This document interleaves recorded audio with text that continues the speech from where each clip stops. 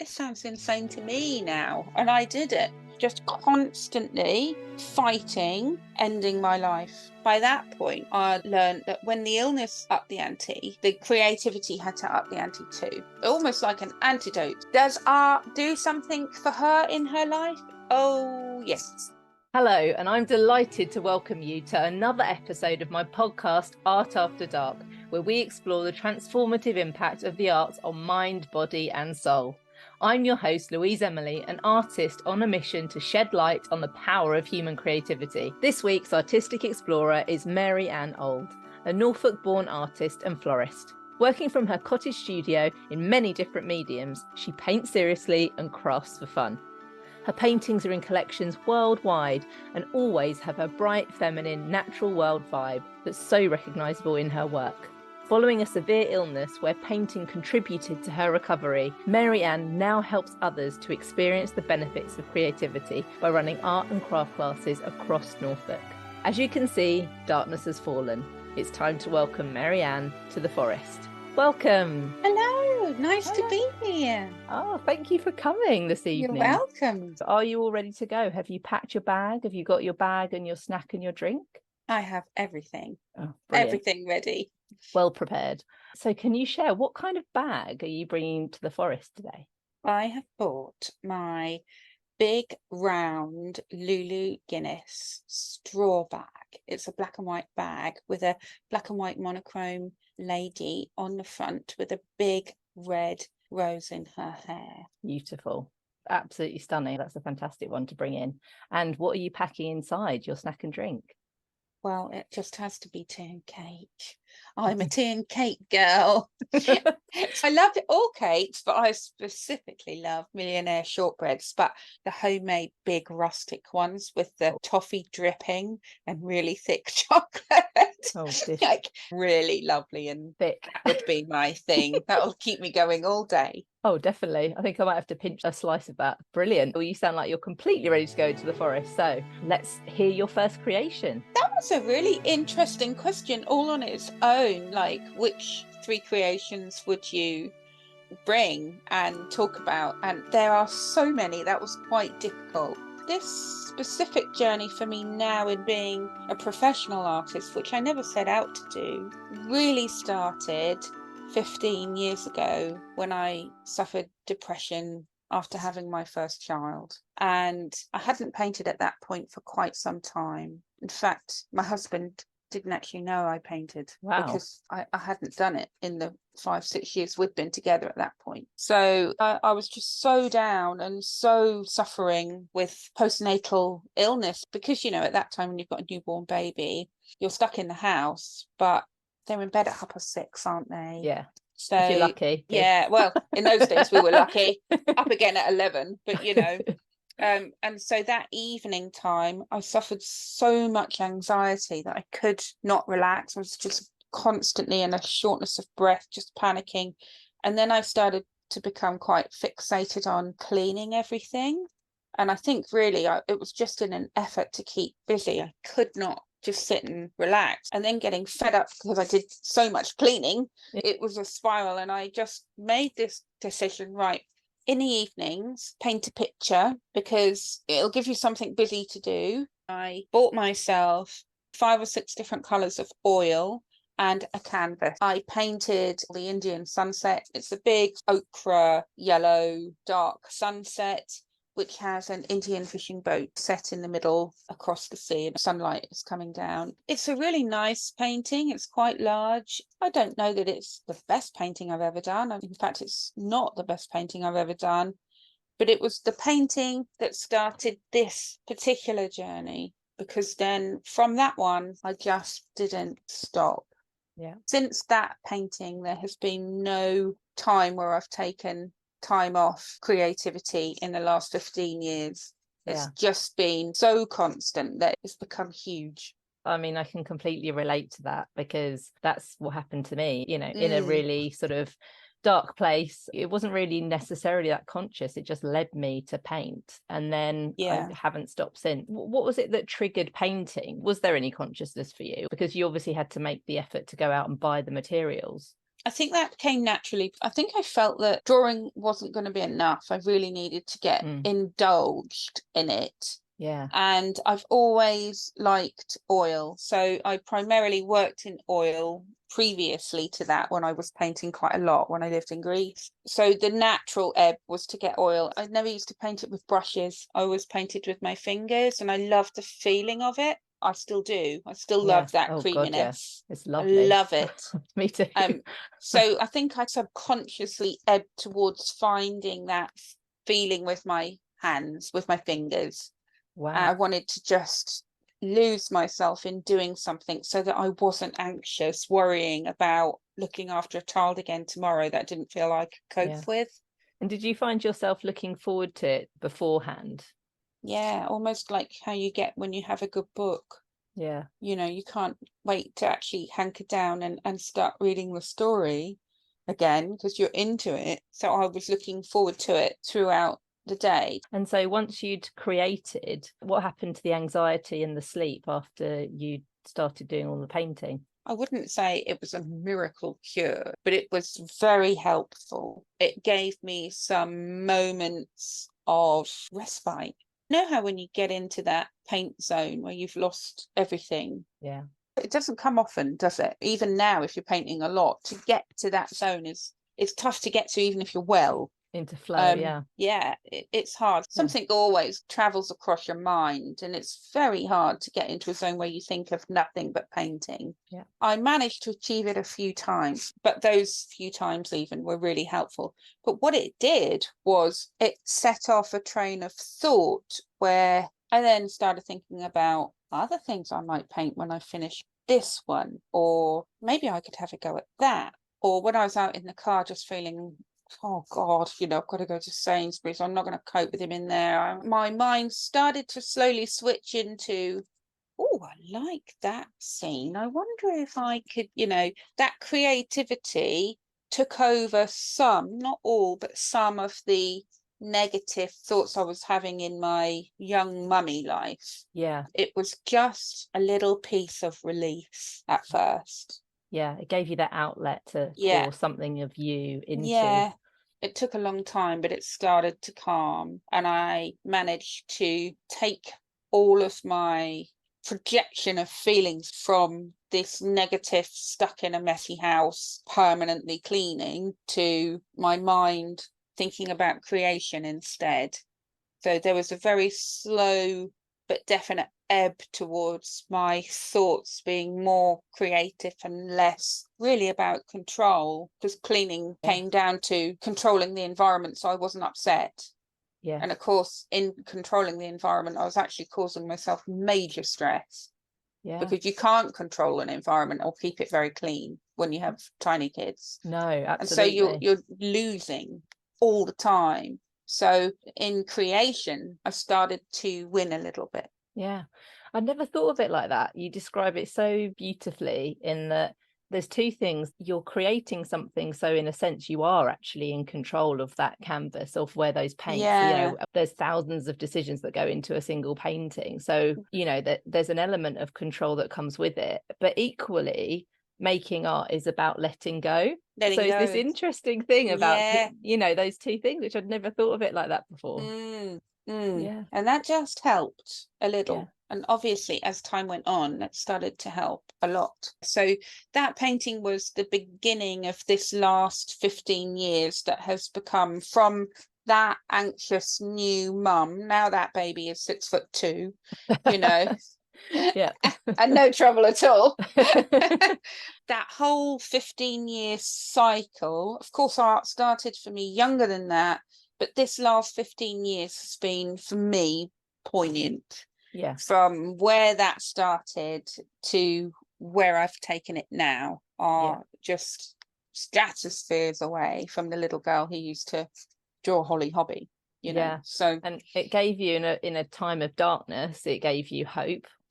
Absolute lifeline for me. I don't want it to sound crass or dramatic, but I'd become so depressed and so anxious. I lost my mother to cancer when that baby was 2, so I didn't cope well with that.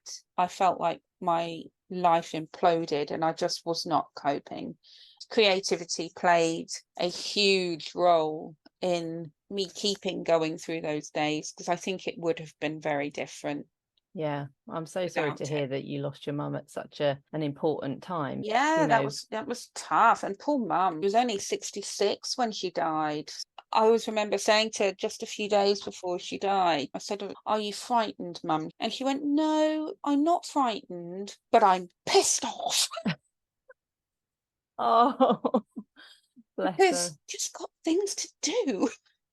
Oh, She wasn't ready. Not only was I already so unwell with anxiety and depression, I couldn't, in my mind, have any justification for it. I was angry because she didn't want to die. She wasn't ready. She was sitting there just like I'm sitting here right now, really quite with it. When someone dies who is pissed off they're dying, wasn't ready, taken too soon, you're just left with this anger. I was just angry that she'd been taken and that she didn't get to live her life. And so you add anger and grief to postnatal depression, and I think my days were numbered. I didn't want to keep going anymore. The painting and the creating was the thing that was still your haven. Yeah, there were days where I think that was the only thing that I kept going for, because I was so anxious some days. It sounds insane to me now, and I did it. I had huge pieces of paper that I would block my 24-hour day into 15-minute cycles, so that all I had to do was get through 15 minutes, and then I would mark that down in my head to constantly tell myself, okay, you did another 15, well done. You know how when something's stressful and you cut it down into bite-sized chunks? I was so bad I had to cut it down into 15-minute intervals so that I could just tell myself, okay, we got through that 15 minutes. You didn't think you would, you did.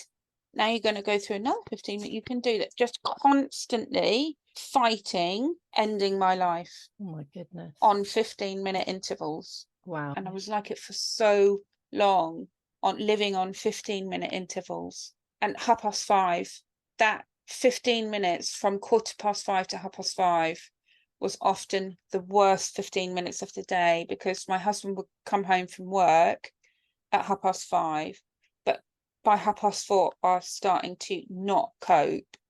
And so at 5:15, that would be my last 15 minutes of coping in the house with the children.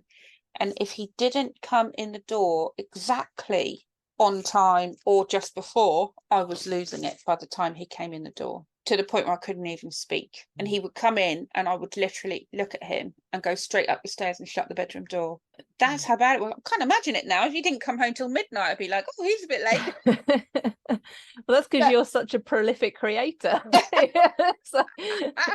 busy. Exactly. But I've never, ever forgotten how bad things were when I was ill. And so when others are struggling, I completely get it. You've been there. Have I been there? It is the worst thing. I've been ill with all sorts of physical illnesses. Nothing is as bad as severe postnatal depression. No. Honestly, it's the worst thing ever. The great thing is that you, even in that darkness, you took action, and then that led to another action and another action and another action. Just that one tiny step is all you can manage one day. Yeah. From that first painting, you said it started to open up thoughts about other things that you could make or paint. How did that then start to move forward? As well as painting paintings, I painted so much furniture, which I really enjoyed. Then I started selling it. I then made a little Facebook page, and it was called Badger's, my nickname's Badger. Badger's Arts and Crafts for All Occasions. Because I would make little crafts or make little things. Some mums in the school would come and say, can you do Annabelle's name? And I'd charge £10 for it. So I started investing in some nicer crayons and some nicer pens and some nicer paper. And you know how you just build, don't you? Oh, yeah. Build up. Yeah, those trips to the art supply store get quite expensive. I have to stop myself going in there. I spent an absolute fortune. I just started to take over rooms. And then I moved house and I became really unwell again. By that point, 5 years in, I learned that when the illness upped the ante, the creativity had to up the ante too. Almost like an antidote. Luckily, I've got a good strength in mind to always think, okay, try to match it and beat it, not let it just take me. Yeah. So I then started to heavily paint, but my body would feel tired. So I felt like I wanted to do something where I could sit comfortably to do it. And that's when I then taught myself to paint with watercolor on YouTube, but I did it on the sofa. Yeah. And, you know, once you're a painter and a drawer, you've only then got to master how another paint works. It's really not too difficult.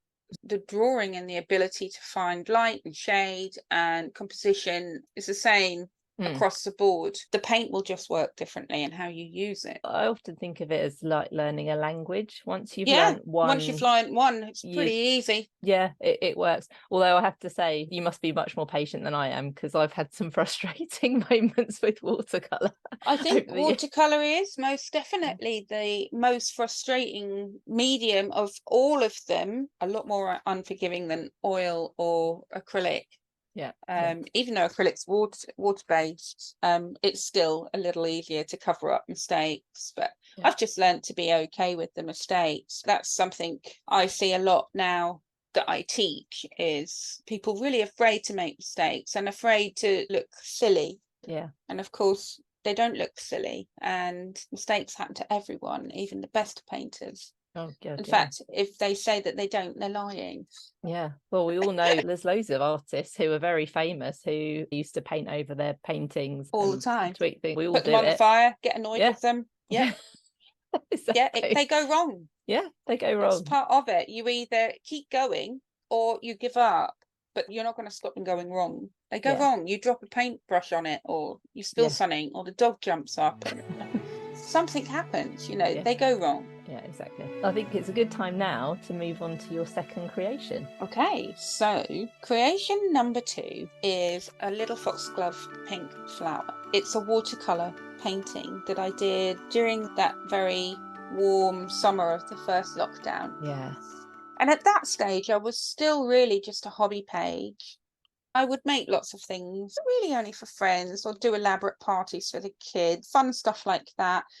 And I started painting watercolor, and I got quite good at it quite quickly. And one day during the lockdown, I got a message from a lady who runs a page called Akarula Art. And she said, I just wanted to tell you that your bees and flowers are phenomenal, and you really should be selling professionally. And I was like, wow. She said, I work for the BBC and I make cards in my spare time because I enjoy crafting. Would you mind if I printed some and I'll send them to you so you can see what they're like in cards, and maybe you should make cards? I said, yes, of course you can print them off. So she made them into beautiful cards. It was so exciting to see them in a product. Yeah. So she said, whatever you do, don't waste your talent and just find how you're going to diversify.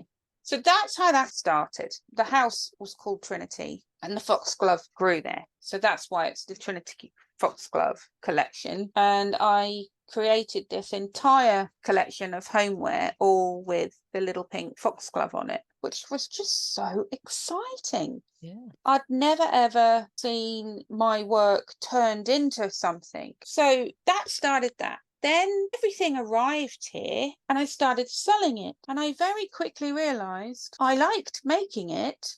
I really didn't like selling it, packing it up and posting it. That was very dull. Yeah. And that took way more of my time than I enjoyed. So I started to sell a little bit more art. And then someone said, what do you think about teaching art? And I went, oh no, I don't think I'd be able to do that. I've no idea how I'd teach to paint. And then I thought one night, YouTube again. Where were you educated? YouTube. Not Cambridge. There's nothing you can't find. The Royal Institute of YouTube. So I thought, well, I'll go on YouTube and see how other people teach how to paint. Started doing a few classes just at home. Time went on and I did more pictures. The art got better, more of it sold. I became more and more well. Once I'd got the smallest child off to school, so that I had between 9 and 3 free every day, my life and my mental health just took off. Yeah. It started that way. And the foxglove is the thing that made that lady talk to me and made me first go, okay, how can I look at this differently? How could I make that more? Yeah. You know, what could I do? And even though actually retail was where I thought I would be in designing things and selling them, it's become much more teaching based what I do now, because that's what I really enjoy. I didn't enjoy sales or retail very much. So it took me to this point. Yeah, it's so lovely to see that it just opened up this next level of possibilities when you had that contact from the lady all around the foxglove. All around, someone just encouraging me, and you're really good at this, Maryanne, because I didn't think I was. Yeah, believing in you. And for someone to just say, you're really good at this, was just amazing. Because I know your belief, like I said in the introduction, you really believe that art is for everyone. If they want it. Yeah. I don't believe it's a God-given talent. I think it's a skill you learn. You just need to want to learn it. Yeah. So if you want to learn, you'll be able to do it. If you would love the idea, then I can show you how you can do it. Most people just don't believe they can do it. And some people are of the belief you have to be born with it. Well, no, you don't. No. I think you might be born with a will to want to from an earlier age. I used to just love drawing from being little, but you might get into your 30s or 40s or 50s or even 60s and think, I'd really like to learn to draw. Fine. You're never too old, and it doesn't have to come from when you were little. Yeah. And your workshops, they focus mainly on beginners. So what is it that you enjoy about those workshops? I don't like to sound cosmic because I'm not a particularly, let's like a joss stick type of person, but I'm not joking. Almost every single class I drive home from with the most massive smile on my face, because it is sheer joy for me to watch people who more often than not turn up, often on their own, sometimes with a friend, always nervous, always thinking, oh, I'm not going to be any good at this. Up on my easel, I have the painting of what we're doing that day. So many newbies will come in, look at the painting, they think they can't do it from the offset. Now that I have so many regulars will spot them and they'll go, oh, you will. I thought that when I came in.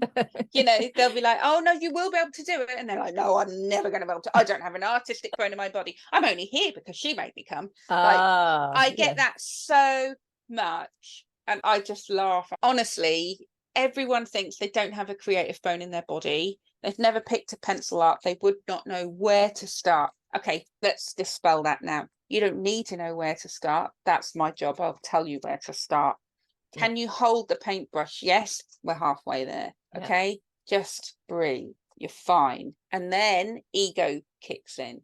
So I see a lot of ego, and not necessarily ego in a really negative way. Ego in a I'm frightened to look silly way. Yeah. You know how when people learn to speak languages and they're just embarrassed to go the whole hog and even do the accent because they think that they sound like idiots. Yeah. But actually, to that native speaker that you might be trying to speak to, they don't think you sound like an idiot at all. I'm that native speaker. I don't think they look silly. So I will say to them, if you were any good at this, you're in the wrong class. Yeah, exactly. That's the point. That's why you've got a beginner's class. You're not meant to be any good at this. If not, leave the class now. You're meant to be bad.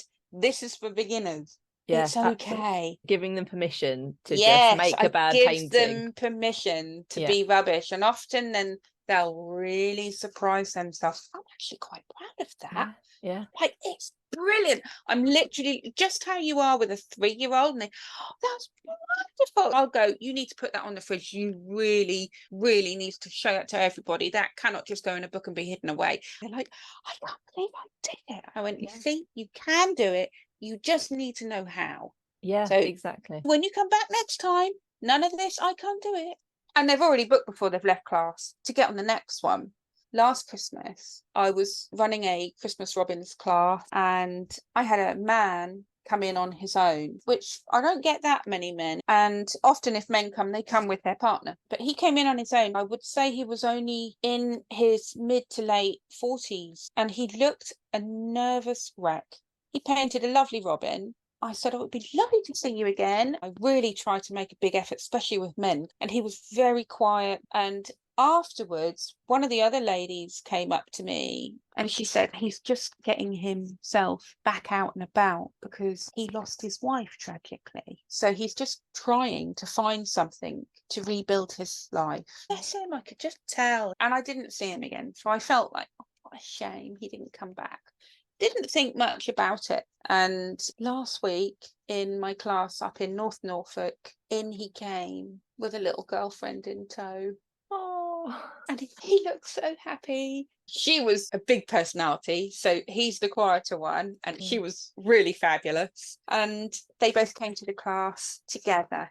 oh, that's And lovely. they drew beautifully, and they've now both booked in and they're in next week's class as well. So, you know, it took 6 months, but he came back and now they're following that little journey together. It was just so lovely to see that tiny little flame is there for them to follow something in the creative arts in order to burn something else in their souls that they need, because they need something in their life. Yeah. I always say art, especially for children, like don't push it because it is like a match flame. You could nurture it really carefully and it will grow into a huge fire, or you could literally put everything on it and put it out. Yeah. A lot of people will say, oh, my daughter's really into art and she's really, really good. What do you think I should be doing with her? And I'm like, I think you should just leave her alone. Give her pens and paper if she asks for it and let her do what she wants. Don't tell her what to do. Don't tell her she should be trying harder with something else or she's really good at that, so try that. Nothing.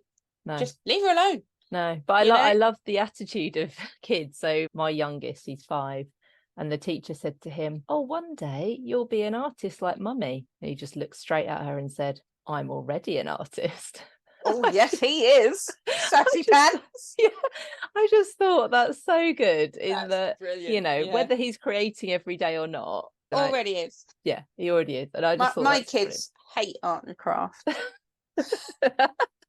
I'm not sure how long mine will carry on. Wasted on me. That was a surprise to me because I hadn't forced it. Artist. Yeah, but I hadn't forced it. He'd just been around it, probably come downstairs after you put them to bed, seen me drawing. It's just sort of sprinkled there. So I totally agree with that whole thing of you just don't have to push it. They'll find their own way. Yeah. I'll see what you think about this. But someone, I can't remember who it was now, but they basically believed in making it easy for them to trip over it in a way. So they'd have this big long table, and at meal times, if they wanted to, while the parents were finishing cooking, they had lots of crayons and things just about. I think that's a really nice idea. Yeah. Because often I know as an artist, if all my paints are out when I sit down, I'm going to draw. Yeah. Because I'll pick it up just like you pick up your phone and scroll. Yes. I'll pick up and I'll do something. If they're not out, I'll scroll on my phone because I've got to make that extra effort to get them out. Giving that ability to access them very easily definitely would introduce it happening more. Yeah, exactly. I've got a sketchbook that's only for being in the sitting room. So it's right next to where I sit, which is why I do so much drawing, and the pencils are there, and I don't ever take it out of the sitting room. It's my sketchbook for the TV. Yeah. Just like a songwriter, isn't it? Yeah, that's and you don't want to forget it. That comes up so much in these conversations. It's how do you capture it in its purest form? It doesn't have to be perfect, but especially if you've been running around all day. You take it? Yeah, because if you've been out and about doing stuff and you've seen something, you've maybe even taken a photograph of the way the light falls on a leaf or something. Yeah. And then that's the moment they're in bed, you can sit there and you can really think about it. And so have you worked with people, not just beginners, but with people who suffer from certain conditions? Lots. one of my long-term clients in North Norfolk has Alzheimer's, and hers is a really precious story because I didn't actually know that she had Alzheimer's when she came to class. And the lady that she came with, a lovely lady called Pat, I thought Pat was her daughter, and she was bringing her mum to class. In the first class they came to was also that Robin's class last year. People think that arts and crafts is for Christmas, and it's like puppies. They're not just for Christmas. Love it. So the amount of people that come for Christmas, like Christmas gives them a pass to get creative. No, you can do it all year round, you know. But so yeah, trying to teach people, no, we have 4 seasons of the year you can enjoy, not just one.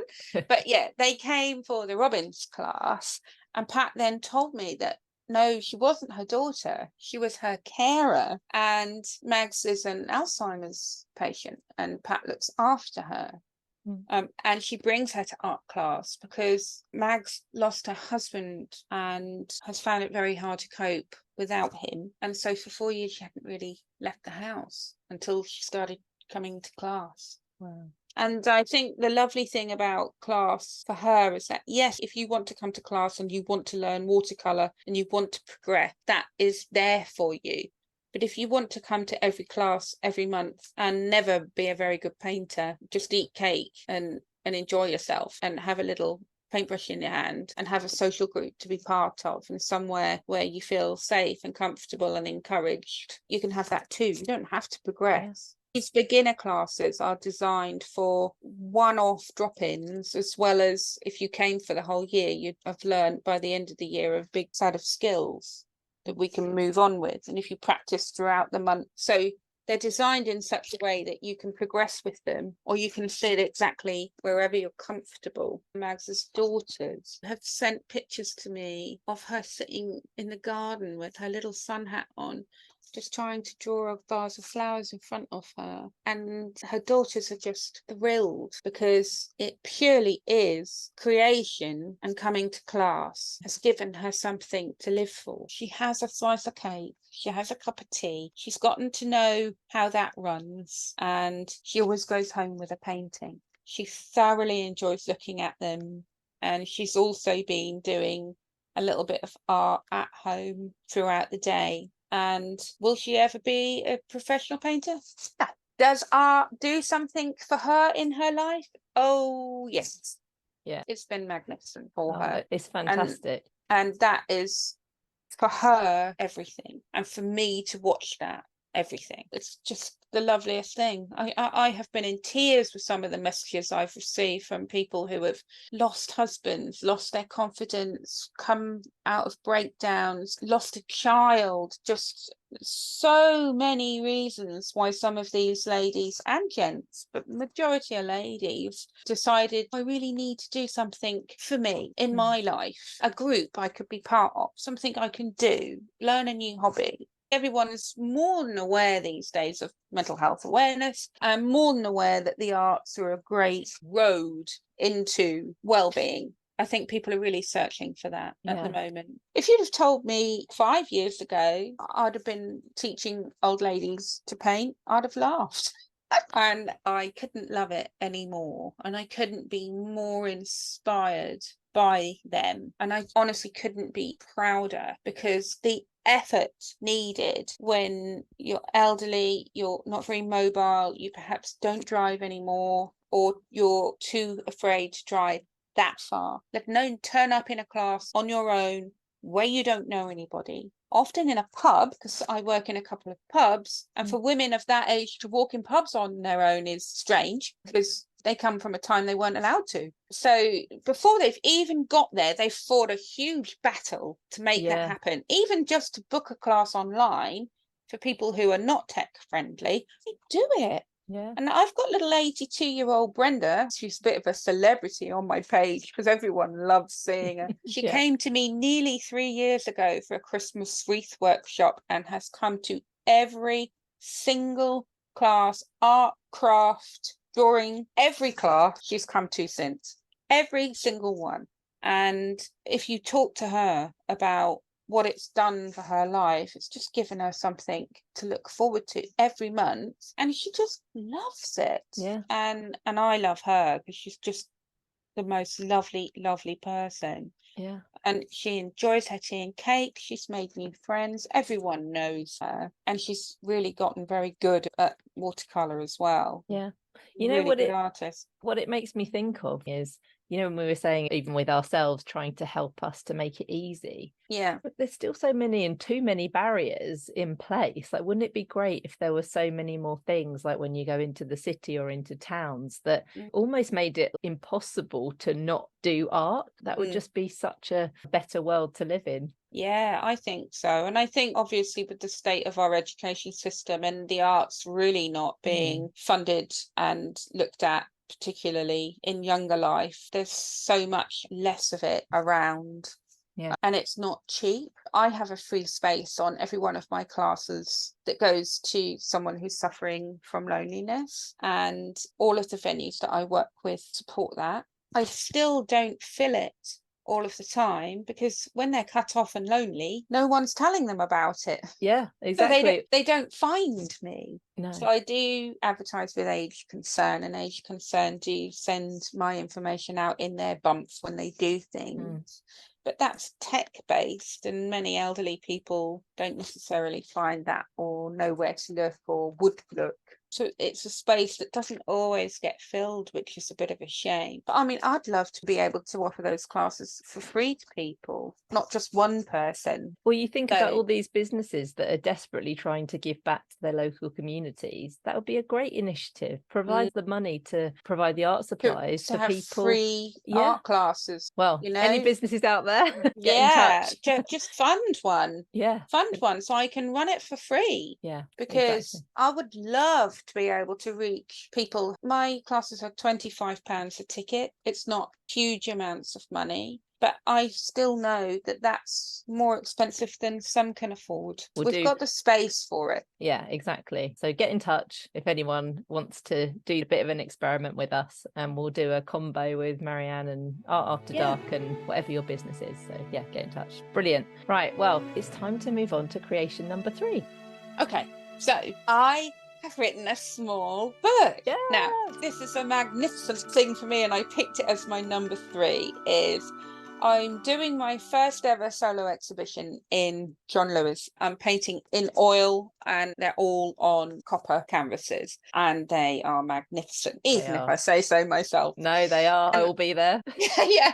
It's a vision I had in my head for about the last 18 months, and to make it happen has been phenomenal. It's a biographical study of my life when I lived in Greece. And you know how art exhibitions are generally white galleries with art on the walls? They're dull. It's so dull. And I'm not surprised people who are not into art don't really fancy going. I don't like it, and I like art. Yeah, it's intimidating. It's intimidating. That's the mindset of the majority that are going in there who don't understand art and don't feel like they're in the right place. So I always knew if I ran a solo exhibition, I never wanted the gallery goers to look at the exhibition and leave not understanding it. I wanted them to literally understand it to the point where chapter and verse, they are absorbed in that story. There's nothing about that painting they're not getting by the time they're finished. Yeah. And in order to do that, I wanted to create a story, but not just off my paintings. I wanted them to take that further and actually create a story for it. So this is a biographical study of 11 stories about some of the poignant times of my 9 years living in Athens. There are funny ones, sad ones, shocking ones. You've got the good, the bad, and the ugly. And every painting will make sense by the time you've read the short story. But for me, I've never been able to spell. I've always been bad at grammar. Just doesn't compute in my head. I just don't get it. And that's always held me back. And I've always felt a little not ashamed. Well, maybe there is a little bit of shame, but definitely embarrassment about my ability to write. And since having a child, in learning to deal with him and his SEND difficulties at school, I realised I had that too. So Dr. Maryanne has diagnosed herself as being probably dyslexic. I think I have ADHD, if I'm honest. And in diagnosing myself, Dr. Maryanne has given me the permission to not feel ashamed of it. You know, I'm 50 years old, not going to spell well now. In fact, I would say since spell check on my phone, I spell better than ever. Exactly. Technology's there for you. Yeah. So writing a book, I can write how I talk. Yeah. But spelling it, punctuating it, or making it sound like it's written well, oh no, not good at that. But I have a really good friend called Jackie Fierce Eagle. I used to work for her many, many years ago. And she's a professor at the university. She is ecstatic that I'm doing this. And she offered to help me put my stories together. So what I did is I wrote every one of my stories. I took them to her and I felt safe taking them to her because I didn't feel embarrassed her reading them and them looking really bad, because I knew she wouldn't ever judge me in a bad way. And then she's gone through every one of them and written them so that they are punctuated and spelt correctly. When I write things on the blog, I've given up worrying about them not being written correctly. And most of my followers don't care. Yeah. Well, it's but genuinely you, though, isn't it? Genuinely, I wrote it. And most of them are really okay with that. Yeah. But the book, I just felt it going to print, and also in such a prestigious place, I felt the book really should be spelt correctly and grammatically correct. If you just go, I don't think I'm very good at this, will you help me? They love to help. Yeah, that's the power of vulnerability, isn't it? Yeah, they love to help. Yeah.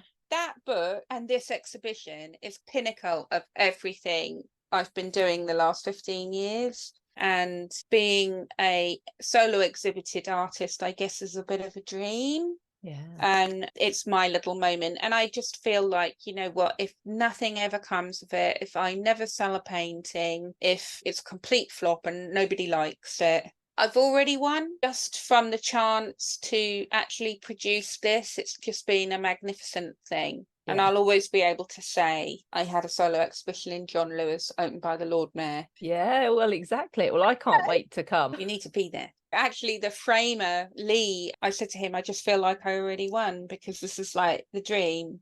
And he went, I think you're going to find this just the beginning. No, I agree, because that's the pattern that you've shown all throughout the last 15 years, going from 15-minute increments all the way to your solo exhibition and having written a book. So I totally agree. I think we've not seen the pinnacle yet. What else can she do? World domination with my paintbrush. Yeah, exactly. World domination. There's some lovely stories in there. I've really enjoyed talking to you today. Thank you for lighting the path in such a beautiful way that only you could. And congratulations, I now officially can say that you're an Art After Dark Illuminati. Oh, that's so cool. I know. So you have 2 duties before we can let you leave the forest completely. Okay, miss, what do I do? The first one is we need you to share just some kind of way that people can get a little taste of your artistic expressions, whether that's painting or making things. What can they do that's easy, accessible, just so they can get started? And then the second one is, who could you recommend who would come into the forest with me and share their experiences? Okay, so the first thing is book a class, and then I'll show you everything you need to do. But if you can't book a class, go to the range and go get some paper and some pens that you really like and start drawing and go on a YouTube video. And the person that I recommend you talk to is the loveliest lady. Her name is Sarah Oxley, and she does these beautiful floral pattern pictures, and they're really stunning. Yes, I know. She does beautiful work. Also had one hell of a life for different reasons to me, but really gone through some stuff. And I think artists who have really been through the mill often make great art, don't they? Because it's really coming from a place where they are searching for some kind of solace, and she's definitely one of those. She's had a hell of a time, so I would recommend you talk to her. She's a great girl. That'd be fantastic. Thank you so much for coming today and sharing all of your wisdom and your experiences. And I wish you all the best on your way home from the forest. Thank you. I'm going to patter through on my path now. Bye. I really hope that you've enjoyed our conversation in the forest today. Remember to tag me on socials at artafterdark.co if you've been inspired to create or to share any thoughts on this episode. I'd absolutely love to hear from you and to see what you've been up to. You can find all images and details of the creations we discussed in the show notes on my website, louiseemily.com.